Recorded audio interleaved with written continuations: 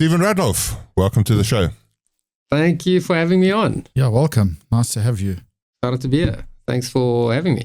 You're looking pretty jacked. What's going on? You know, when I was in high school, I used to joke, and now this is just still left from muscle memory. Back in the day, yes. Yeah, I've pretty much stayed pretty consistent. You and Divan had I don't think you would call it a last longer bet, but you had a weight loss bet, yes. Yeah, so we had high hopes for our fitness and well-being, and Divan went on to run marathons, and he left me in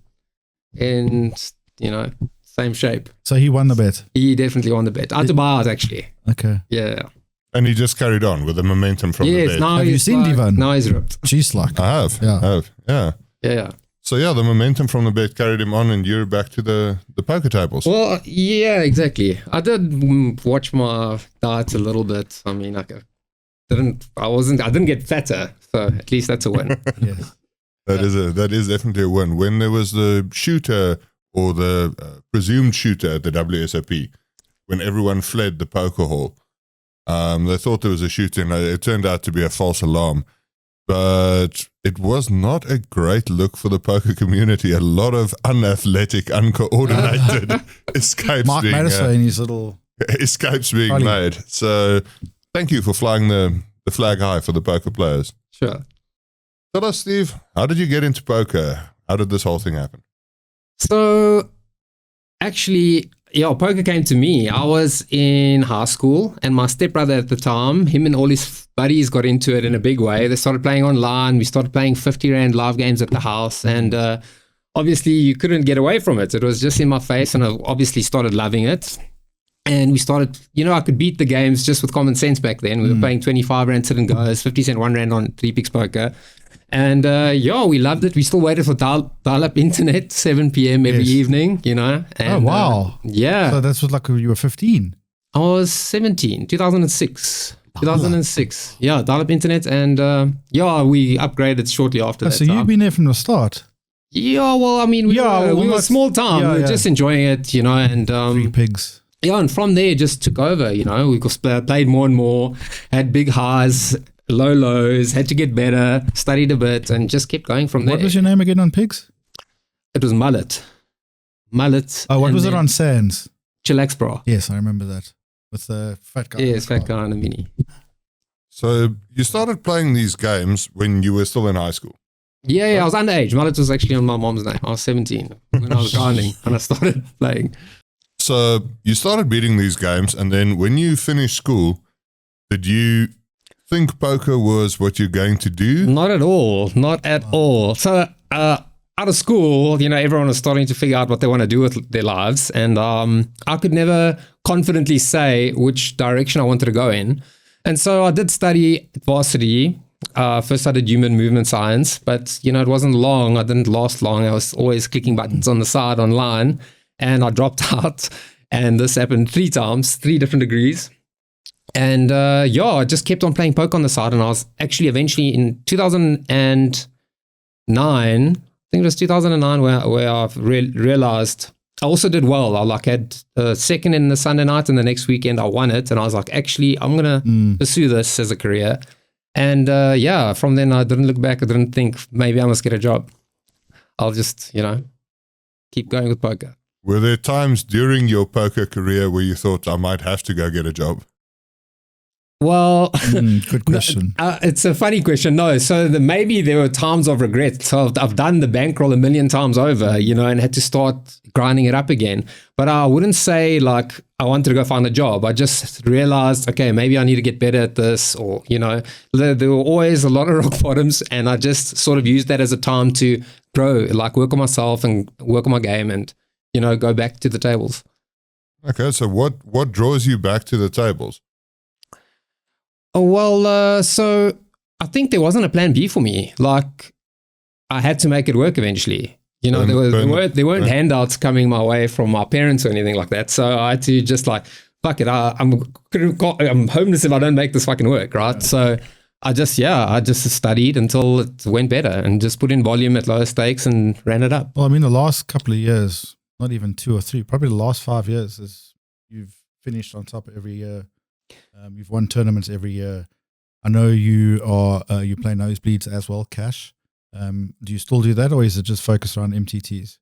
Yeah, so I've been very adaptable to the private games. Whatever's available to me and whatever's going, I'll sort of just get my head into it and make the most of it while it lasts. Because nothing, as you know, is forever in the poker world. 100%. There's a lot of politics in the live scene. So you make the most of it while you can and make the money and move on to the next thing. Is that something you're okay with? Because things are very fluid and always changing in the poker world. So sometimes when you're playing in a game or something's going well, you're like, this is absolutely amazing, but this boat is going to fall over at some stage. And you just know that it's going to happen. You don't know if it's going to be tomorrow or in 6 months' time, but at some stage this boat is going to fall over. Do you just accept that and maneuver alongside? So, like, I've been doing this for a long time now, and I'd say initially you get in a good spot, and when it changes, when it falls through, you think it's the end of the fucking world, right? Because now this was so easy, everything was going so well, and now it feels like your world's crumbling, right? But eventually, I learned how to be more adaptable and how to just go with the flow, and you don't attach to any particular thing or game. I know we were speaking about the other day. RCM is obviously a very big thing in poker, and I've been fortunate enough to travel to Tanzania with you a couple of times, which I think, what have you been, four or five times, and each time you've gone, you've won a tournament. But the last time we went, I was trying to explain I can't remember the exact dynamic, but the guy that eventually won, it was his first tournament, but I think he kept limp shoving or something. It was blind on blind, he limped you, ISO'd with ace king, and he just piled it in. Yeah, so what happened was, there were three of us left, and you was fast. We were two massive chip leaders. Yeah. Okay. And actually, with four left, I got it in ace queen to his king queen, and he found a river king to get like even. That was the eventual winner. Eh? Yeah, and he eventually won it. And this other guy just folded himself to literally, he was farming a 4 big blind stack at the end. Nice. Okay, and we got all the chips, mountains, and we all drinking, having a good time as well, right? And we big buddies now at the table, drinking, laughing, having a good time. And he's half the time he's limping and doing non-standard stuff, obviously. So he limps blind, okay, into my blind. He didn't look or something. He didn't look. Yes, he limped blind. I knew there was something. And he was going all in very frequently. Every third hand, the whole baby was in, right? Like ace 4, ace 3, king 9. No, he was flying, okay? And I had jacks. So he limped blind. I raised 3x and he just looked and piled it again. And I didn't think more than a second about this situation, even though the prize jumps was so big because there was a gold ring. Yeah, right? The 15K US. Yeah, 15,000 US. Gold ring. And what did I get for third? I must have got like $7,000, I think. But I think the jump from third to first was like $30,000. Yeah, no, it was enormous. Yeah. It was obviously way bigger prize money and the gold ring. So it was the most retarded spot. And the 4 big blind guy laddered up. He never hardly played a hand on the table. So that was the worst RCM spot I've ever seen. Yeah, I remember that was like, everyone was just like, But I mean, I have to take the spot all day. I mean, you can't fault Jack. As I said, in Tanzania, you've probably got the best record out of the South Africans there. But that spot, I mean, if you won, I think you've actually won the main event there. Yes, of course, yeah. Of course. It was the first time I went. I think it was the first time or the second time I went. And you won a high roller. I chopped a high roller with Marco the previous time. That time, when I came third in the main, I chopped them. And the cash games, obviously. We were talking about earlier, they're always so nice. And last time we went, we thought, wow, this game's so big, we're going to just print. The cash games are really good. But it wasn't like that last time. They go through stages where they really cook and then they're not so great. But recently, apparently, they're very good again. So it's worth going. What, the same type of crowd? Because that crowd was very last time we went to a bunch of Chinese grinders. Yeah. It's way more recreational, whaley environment now. So it's a good spot. It's I heard the regs are making money big. Okay. So via. Okay. So in tournaments, you kind of have a reputation for being able to win. a tournament, and a lot of guys can run deep in tournaments or final tables, but you're one of the guys who consistently goes on to win tournaments as much as can be expected.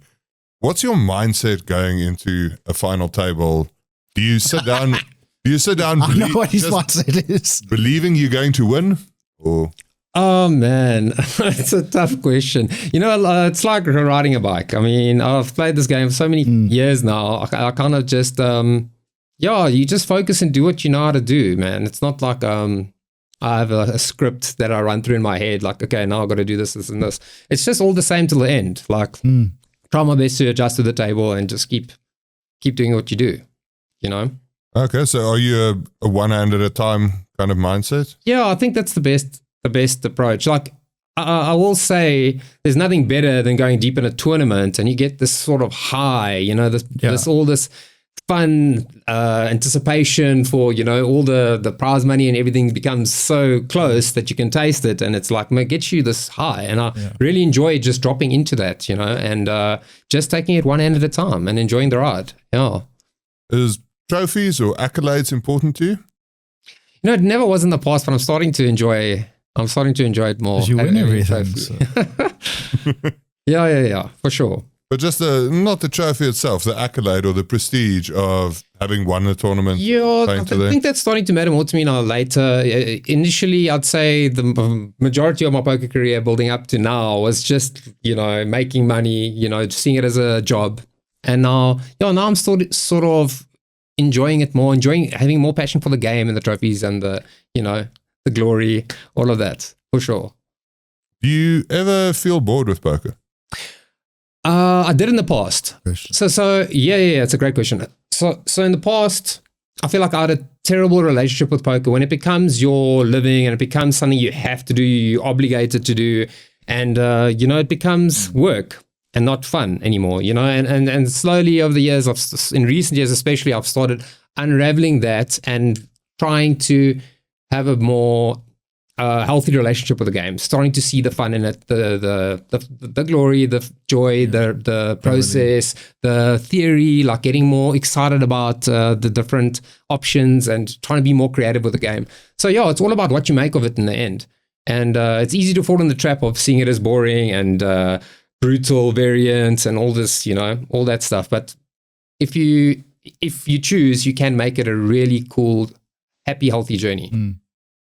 I think so. And I think the more serious people get is it's almost the expectation that being a pro, you have to log more results and your win rate in cash. And if someone starts talking about his win rate has gone from so many BBs per 100 to so many BBs, I just feel the life starting to drain out of me. No.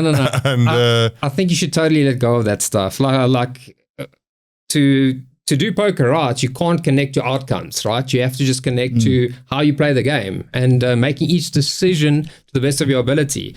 And whether you get riveted or not, is ultimately not in your hands. So you got to focus on your process, not on the outcomes and the win rate and the BBs and how much you want to make tonight. I just try, have a good process and enjoy it. And, whatever you make at the end or don't make, that's not something you should attach to. I remember I seen a recent hand of yours.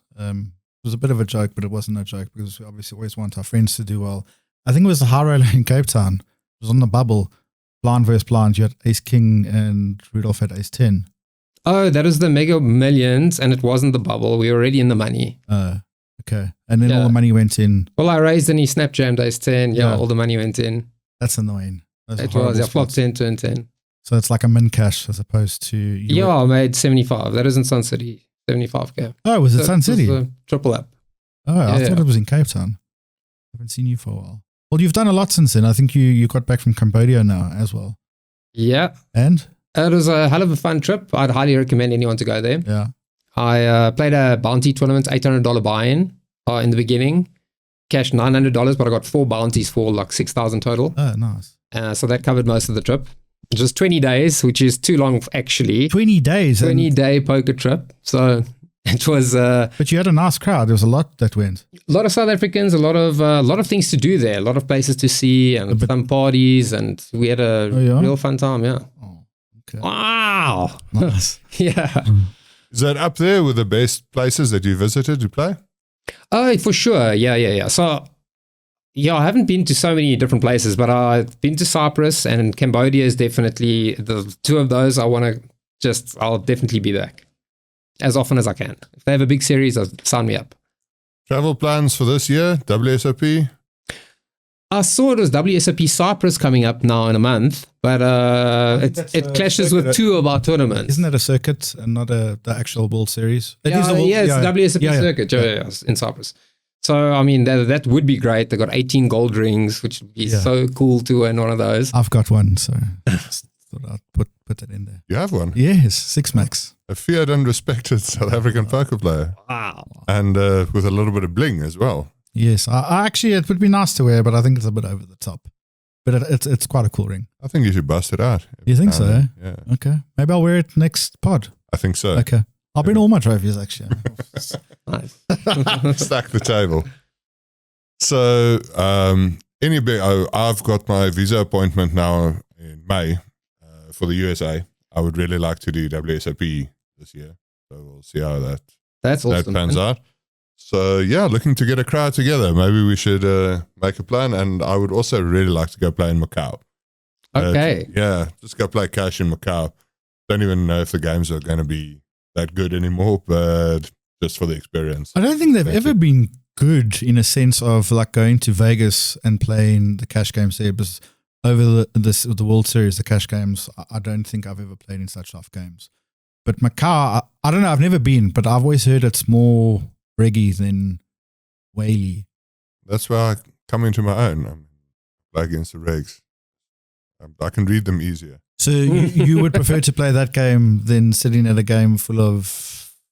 Yeah, because the whales, you never know what cards they have. Okay. So Can't put them on a hand. the regs, can't put them on a hand. Exactly. Why? I don't know why what would they're you? doing. How are you going to Are figure out? you going to know? But Okay, this is a good you point. guys, I mean, I just see that so easily. Like, I love playing with whales. It's, Reg wars are the worst. I mean, I don't mind, but Yeah. No, it you is know why fun. we're there. Yeah.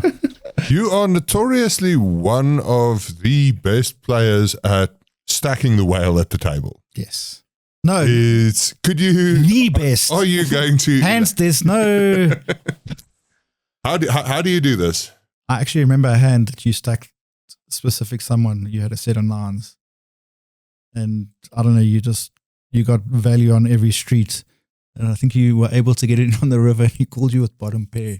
He said he had a full house, and I looked and I was like, no, you didn't. I remember. Yeah. Oh, wow, that is funny. It was insane. Oh, for so many big blinds. It was like a single raise pot, and I Yeah. got in like 1,000 Yeah. bigs or something ridiculous. Hard to do that with flopping top sets on like a 9-3 deuce. It's hard. Yeah, that's... I mean, I don't know what to say. Just go for it. It must be the experience, the years. Yeah, I guess so. Yeah. So, drawing you to the game is when you continue to play, you're obviously going to try and improve and try and get better. Some days I know you wake up and you're like, oh, I'm going to study a little bit. I'm going to do this. And other days you look at it like, oh, there's no way this is going to happen now. How do you keep yourself motivated to try and get better, try and improve? It's a good question. Yeah, I guess it's you got to sort of just see it as part of the lifestyle, part of the job, you know, to keep up and stay ahead of the curve, right? Lately, I've been more really fascinated and interested with the mental game of poker, with the psychology of poker. And I've spent so much time on ChatGPT just figuring out my thoughts and emotions at the table to get that sort of in alignment. You know, because it's so easy to close off and be bored and be in fear or some other undesirable emotion. So when you sort of create more space there and freedom, I feel the game flows so much easier. And so that's where my focus has been in recent time. But for sure, the theory, I mean, we all know how to play the game. It's more, for me, my personal belief now is like just believing in yourself and really having fun with the process. I think is the most important. Yeah, you're good at that. You always have a good time. I've always been like, that's pretty much a cool side to you that you can play a 3-day tournament, but Steve enjoys it. He makes the most of it. Yeah, I try. And when I don't have a fun table and when, there's no talking, I find like my results are actually worse. So when I am a talkative and I'm flowing, like everything just works out. Yeah. There's a great book that I read recently called The Joy of Poker by a guy called Jason Su. I actually saw that on Amazon. I always look now and then for what's on the... Fantastic book. And he talks a lot about just being okay with your emotions. So really, it's not about how you feel. It's about how you feel about how you feel. It's like if you're feeling terrible, if you're feeling bad, just allow yourself to feel that emotion. Because as poker players, we're often kind of programmed to that optimal is kind of robotic. We have to not react on our emotions at all. Oh, yes. And that's kind of the best way to play. But firstly, it's not possible to really do. Secondly, if you're more in touch with your emotions, you can also feel what the next guy's feeling better. Sure. Because everyone has their own motivations for doing what they're doing. If you're trying to quash down your own feelings, you're more likely to look at an opponent and just go, this guy's a whale, he's an idiot, doesn't know what he's doing. But he still has some reason for doing what he's doing.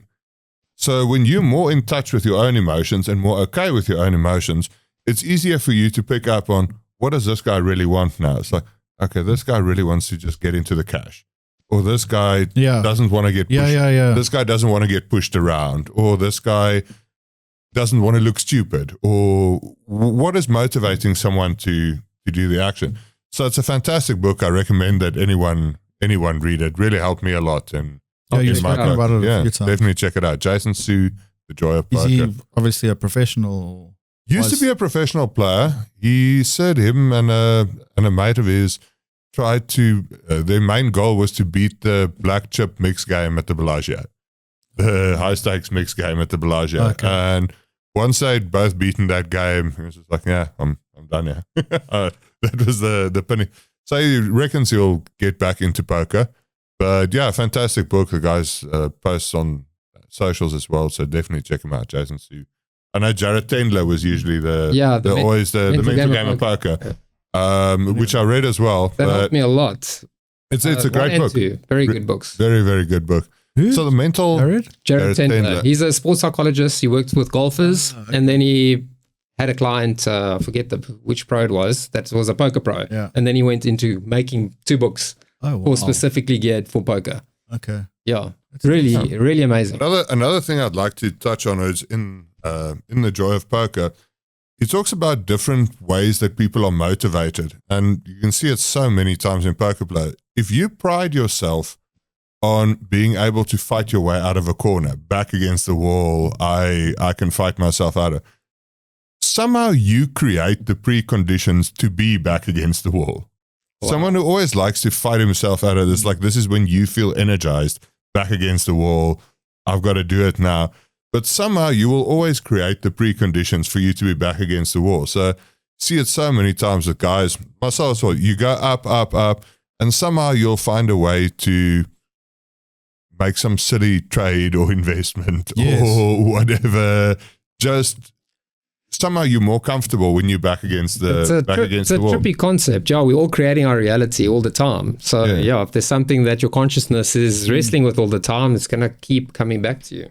So we create those preconditions for us to feel that. If you need to feel that someone has slighted you or you have to now beat this person, you're going to imagine a slight from the side. It's like if you need to feel fired up, you're going to say, this guy's going after me. This guy's 3-betting me. I'm going to get him because this is what you need to feel. Yeah, I think younger players, I used to do that. I always would think, this guy, what if you got a problem with me or something? I would take it personally. Yeah. No, I really couldn't care.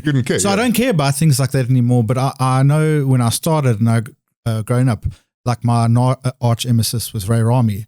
It was insane. It was ridiculous. And like, this guy just came 3rd in the World Series of Poker in 2007.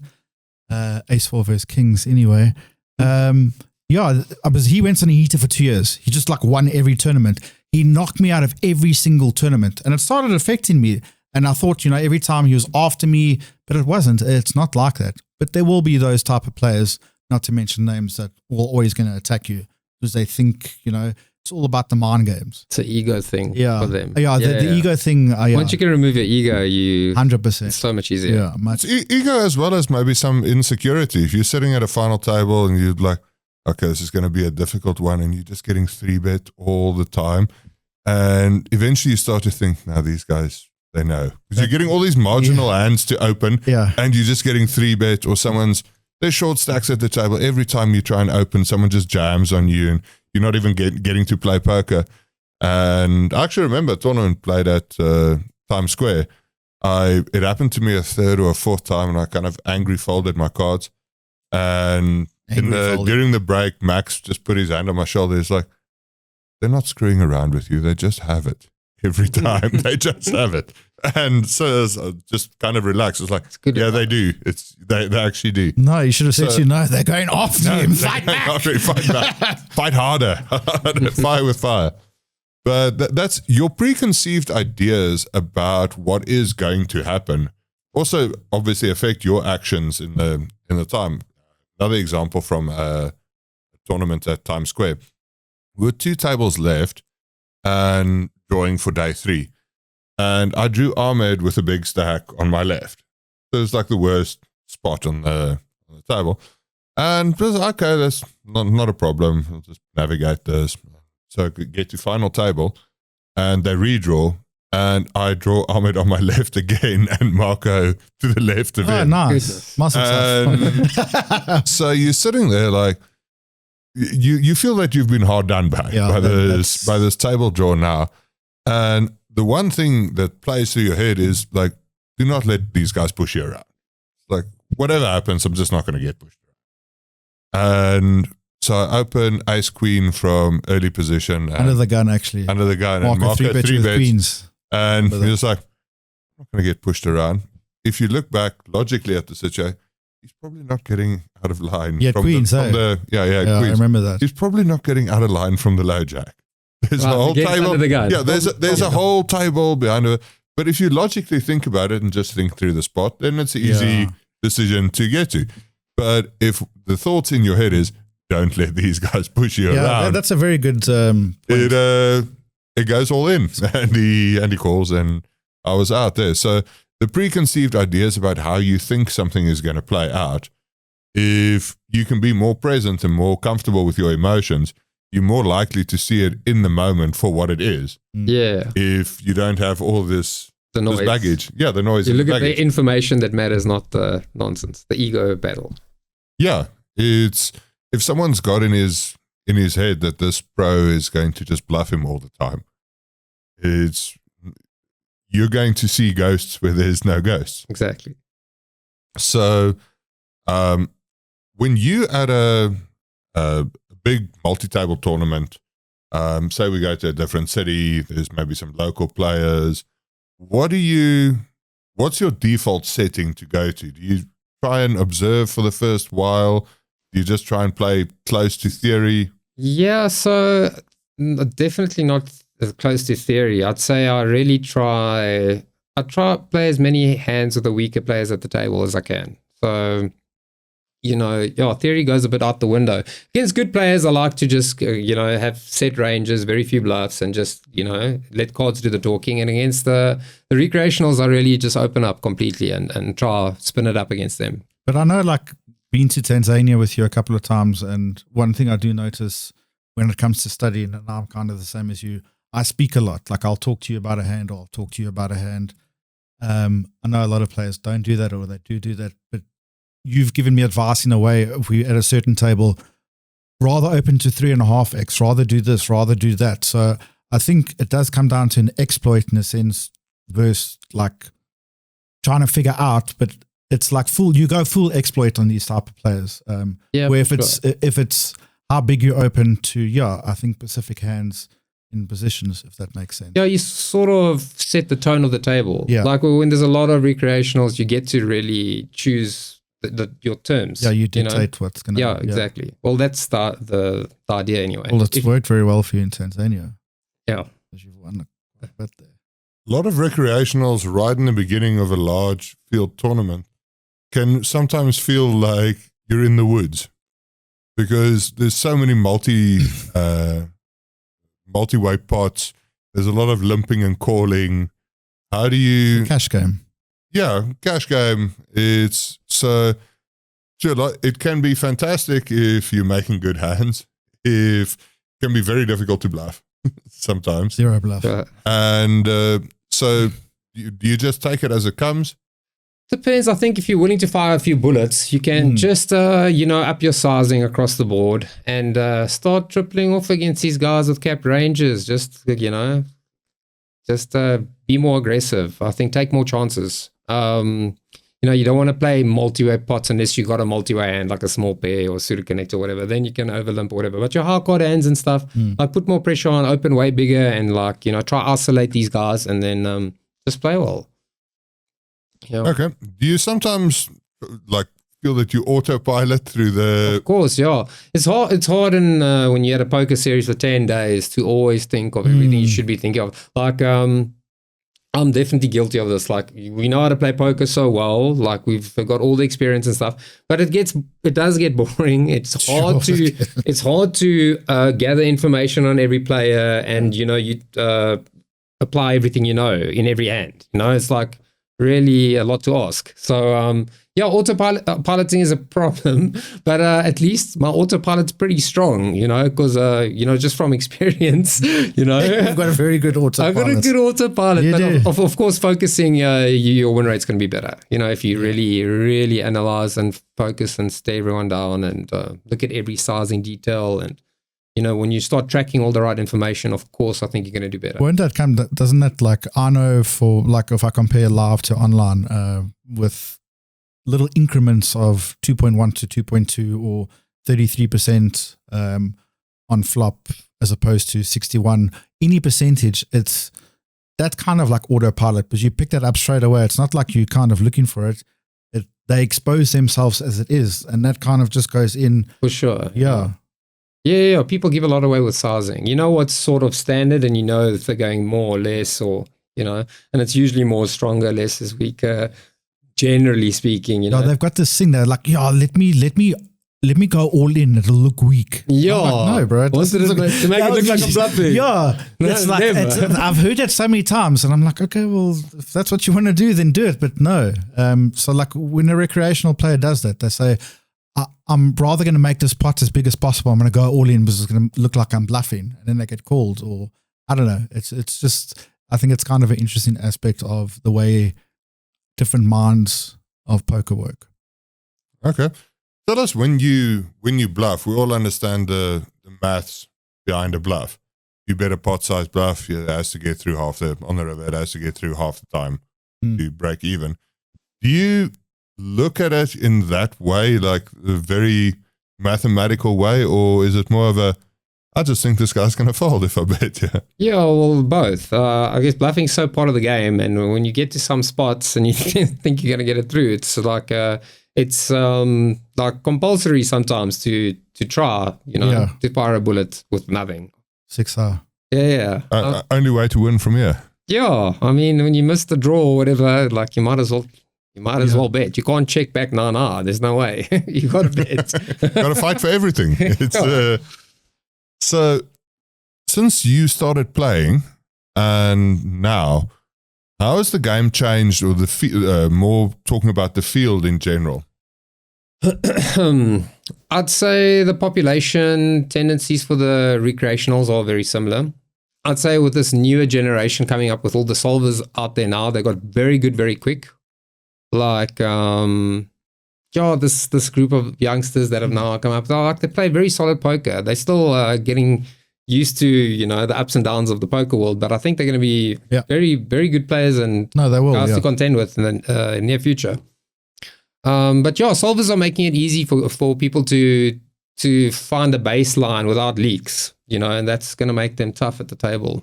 We had Craig Hartland earlier, and we were just talking about what have you done to improve your game. And I didn't know this, but he's studied solvers quite a bit, which was, I never knew that about him. Because we said, obviously last year was his bit of a breakout year. He won multiple tournaments. And he said the thing that really just changed is he just looked at a couple of solvers And You said he looked at pre-flop charts. sorry, pre-flop charts. My Pre-flop apologies. charts. Yes. Different to Yeah. solvers. Okay, I solved it a lot more work, pal. Okay, I made a mistake. Calm down. Yeah. Looking at a few pre-flop charts, do you think in an extremely range-based way? I want to qualify that a little bit. It's obviously anyone who plays decent poker does range their opponents. There's no way you can play decent poker without ranging your opponents. But the additional step to that of really thinking about your own range and where am I in my range? What part of my range do I have to defend? Do you think in that way, or do you think more just in terms of opponent's range and applying your specific hand to that? So I'd be honest with you. I think for the most part, you just got to range your opponent, and you'll do really well by just focusing on their range. At the very highest level, you got to sort of take into account your range against their range. But I don't think in SA poker it's that relevant to continuously. It's not about your range, it's about your perceived range. That's more important than your actual range, right? Because it's just how they're going to read you, how they're going to perceive your bets, your overbets. It's not about every detail that you're actually going to have here, because we don't play with each other nearly enough for that for it to come down to that. So yeah, I think just paying attention and slowly but surely, narrowing the range of possibilities that your opponent can have, and then making the best decision from there. Okay, sure. Yeah, we're not playing Linus Love. Heads Of up. course not. Yeah. Well, you can pull up that hand with that marker that we were discussing yesterday, the King Jack Queen's hand. Oh, that's fantastic. I would like to. Okay, so we've got a hand here that you played on stream against Marco Norkia, known as Makroxx online. You can please Makroxx AA. If you can please talk us through it. Okay, let's do this. Do you remember this? Okay, obviously super premium hand. I open, and I think Marco calls from the small blind. Yes. Okay. And you've got no hand history. Yeah, this is actually one of the first times I played with Marco, so I didn't know much about him at all. I didn't know the wildly aggressive player we see today. So yeah, I'm just taking it one hand at a time, and I don't have much information on him. He's got the chip lead at this stage, I think. Yeah, so it's a very good flop for me, for my hand. Bet 400k, I like my sizing on the flop. 400,000, sorry. So yeah, I think Marco's intention at this stage is just to take it away on Notice Street. So yeah, pre-flop I'm giving him 2s to 9s. I think 10's 3-bet, so I'm worried about 4s and 6s only that I'm losing to, and I think he's got a lot of 10x. The 2 does nothing really. So on this turn I'm obviously going for value. Easy decision. Question is how much? And you go quite small. I think it's 600 into 1.6. Is that right? It's 1.8 in the middle. You go third. And I go third. This is like way below your standard sizing. I must have been trying to induce.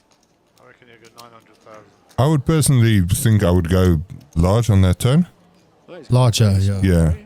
But I think it's nice against a player like Marco that I'm not saying it's optimal to go 1/3 on the turn there, but I think it gets the job done where he induces. I think half would be better, but yeah, I guess it gives him more room to do something silly.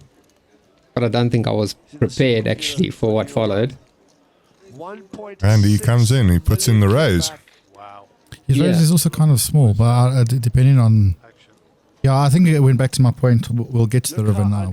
Yeah, so ranging him now, I think there's only 4s and 6s I lose to, right? This is generally how I think about the hand. I don't think he's got 10x here anymore. So... And I don't think he's got suited connectors really calling an early position open out the small blind. I don't think he's got 7-8 and that type of stuff. So now the question here is on the river. So that I can define his value range, right? It's easy. It's those 2 bottom sets. The bluffs is like I haven't played with this player before. And now obviously the turn call was easy. Now I have to see what he does on the river. Obviously we know. It all goes in.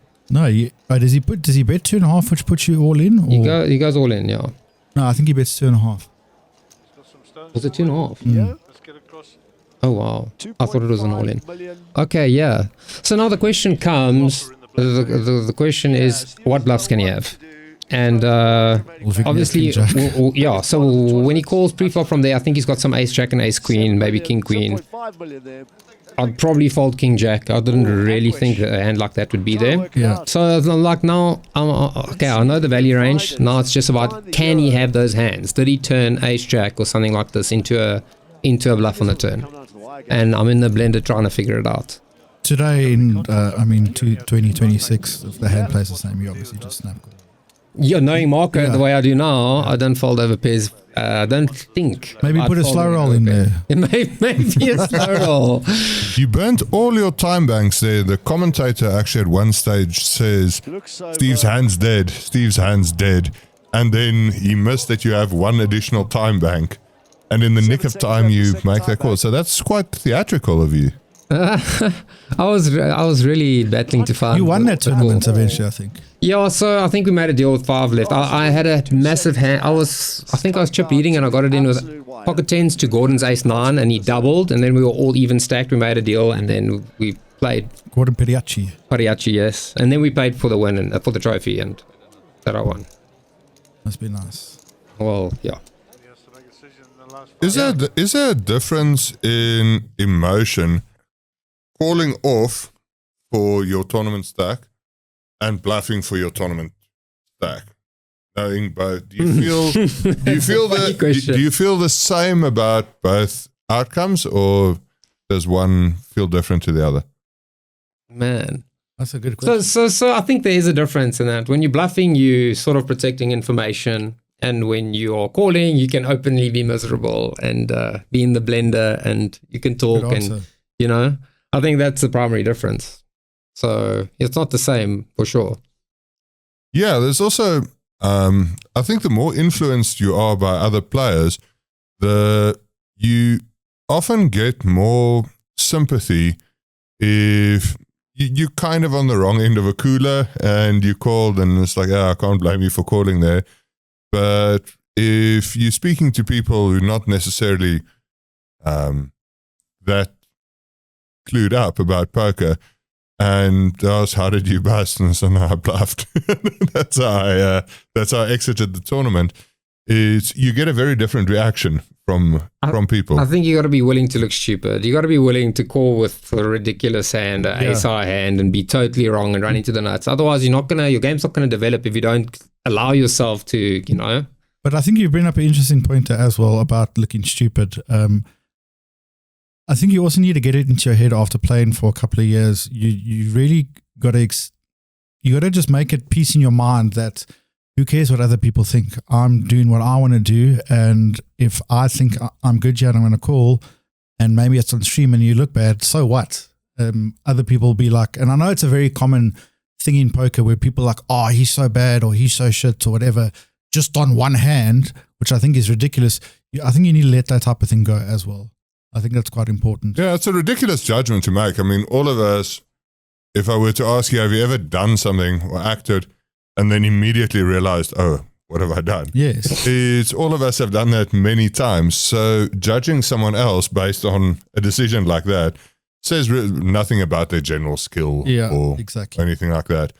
So, yeah, being prepared to look stupid, and if you don't act on your feeling, if you just try and act in the correct way, often you're going to feel stupid. Yes. Oh yeah. You're going to regret it now because you didn't go with your instincts. With your instincts. So if you go with your instincts, obviously our instincts aren't correct all the time. But it's all you got. But it's all you got, and then you can also develop them. But I think trying to be more robotic and trying to play more technically correctly to the exclusion of everything else, it almost teaches you to mistrust your instinct. Or it would push you in that it's kind of frowned upon to just say, no, I just had the feeling. Because now you're pushing away your intuition and your reads. Exactly. And you're just trying to be correct whatever that means. And GTO is Exactly. not always correct. You know, when you're playing exploits. And your correct recollection of what GTA should be is not always correct. Yes, It's, it's a mess. It's a very difficult thing to replicate. It's a mess. So that kind of instinct that you have when you get into this, it's an overused term, but a kind of a flow state. Do you do anything to try and get yourself into that state before you play? Do you do anything to try and get yourself back when you're not in that state? It's a good question. So, I mean, I can probably have a whole podcast just talking about this. I found like it's very easy to, like, let's call it alignment. Like to be in alignment with poker is where, you know, it's easy to get in your head and start thinking about all the wrong stuff. And I find the best way to play poker is to just like widen your perception so that it's not like anything in particular, and take it all in. Like enjoy the environment and just be in tune with everything going on instead of like focusing and like forcing a process, you know, like going from here to there, rather just let go of it all. And I think you'll feel more freedom in yourself, also just having that openness in relation to the game, into the table. Yeah, a kind of openness, but not a reactiveness. Is kind of absorbing information instead of trying to force that information to be true. You can't force it. You can't be like, fuck, I need a hand now, or you know, I need this and this and this to go like that. I like just like opening and then meeting the hand you have, like meeting reality the way it is, you know, and instead of running off in your mind somewhere, you know, just like be here now, take it all in, and just to be patient as well. You know, you have to be good at being patient in this game, you know, because poker gives you unlimited chances. You just got to catch it. You know, you got to be ready for it to land. So one of the first times I got to know Steve better, wanted to share some poker material, and I went around his house and had all kinds of like healing pods, infrared stuff, and this kind of stuff that I'm really into as well. And as we were going through the material, he also shared with me that he is in contact with the aliens, the upper forces, and that's when I realized we were going to be really good friends. Yeah. Could you tell us more about this and how you might summon this? I'll just say that as far as conspiracy theories, I believe in pretty much everything except, you know, I draw the line where the flat earthers are. Like I'm just. Oh, please don't start. I'm on this side of the line, but I believe in pretty much everything else. Moon landing? Moon landing probably didn't happen. Okay. Cool. Yeah, there's probably a base there. There's probably ETs there chilling, but pyramids.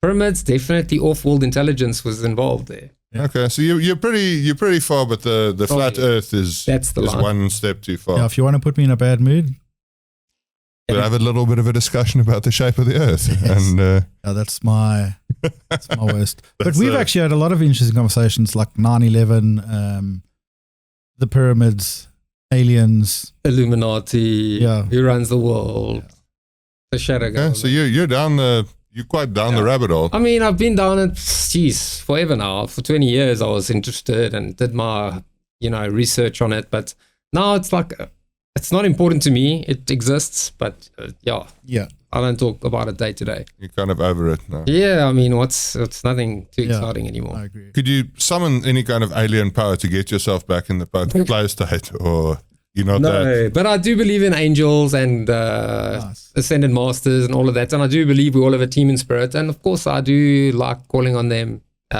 you know, for a blessing or something like this. Okay. But yeah. Okay, that's very cool. We've got a little bit of a tradition here called the rapid fire questions.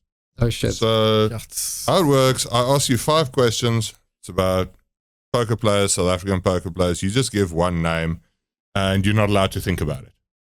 Okay. Right? Let's start. You just fire. Who's the most random poker player? Dude. Random.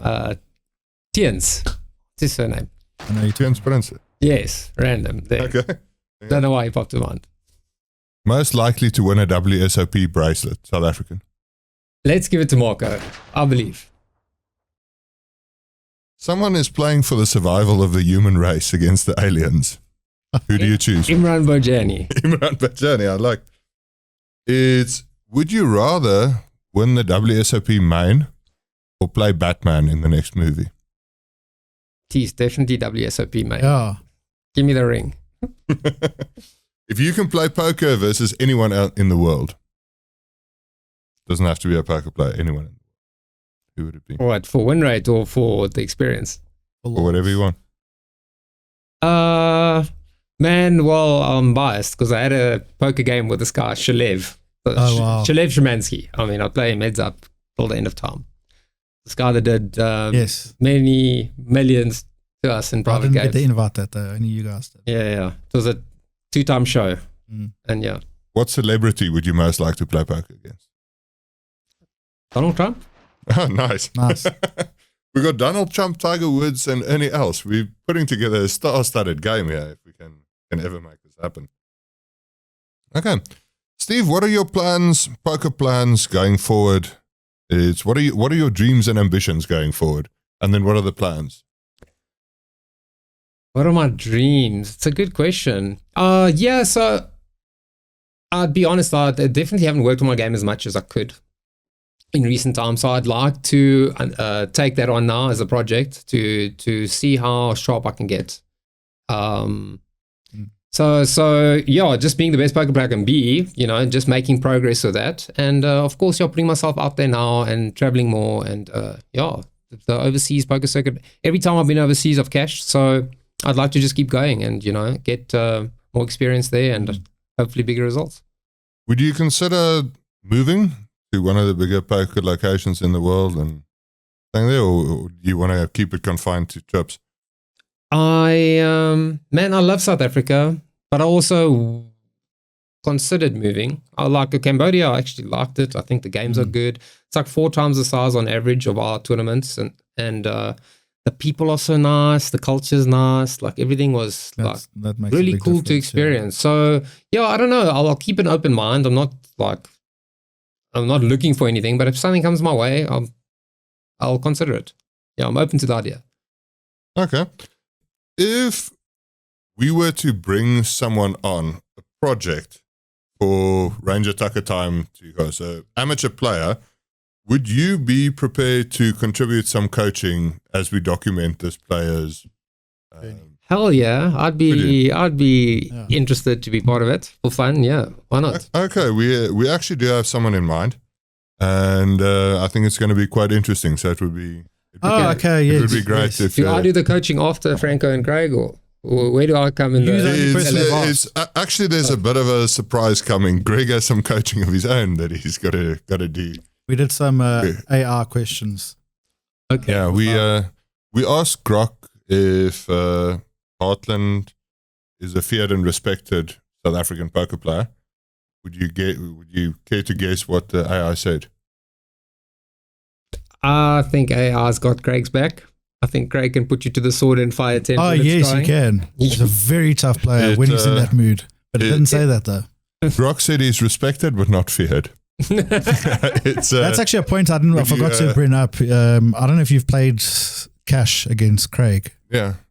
It's like, Ahmed and Marco on your left in a tournament, but this is on a cash game. Even if you've got position on you, he can be a handful.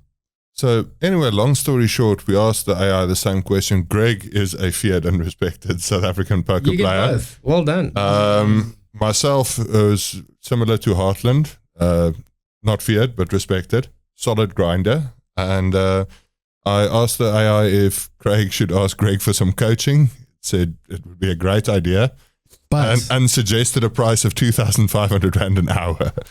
But he must ask me nicely, though. It did say that he must ask nicely, and the worst that Greg can say is no. Wow. So that was a suggestion for Craig to take up. So since we're dabbling a little bit in the coaching, we would definitely like to get Steve on board as well to coach. Awesome. The project we've got, the amateur project we've got going. Who's the golden boy? We're saying as little as possible now. Okay, keep it in suspense. Okay. Oh, okay. Where can people find you? Your adoring fans out there. Are you on socials? I'm not really on socials now. I'm on Facebook. It's weird. A lot of the I'm people not we've really had active in on there. are not big on the socials. It's not a. Are we getting old? It's not a thing anymore. I mean, I'm still quite young. I don't know. It might not be a thing anymore. Yeah, I'm not really active on socials. But yeah, they'll see me at the live series. Yes. And maybe they'll see me on your thing again in the coaching program. Yeah. When my Definitely. prodigy starts stacking all the whales. I think this is going to be an awesome project. Greg, Yeah. anything to add? No, thank you. Thank you for coming. Thank you for taking the time out and for It being was your an points. absolute pleasure. Thanks for having me. I had a good time. Always having a good time to see you guys. Yes. So cheers. Stephen Radloff, thank you very much. Thanks, guys. Cheers.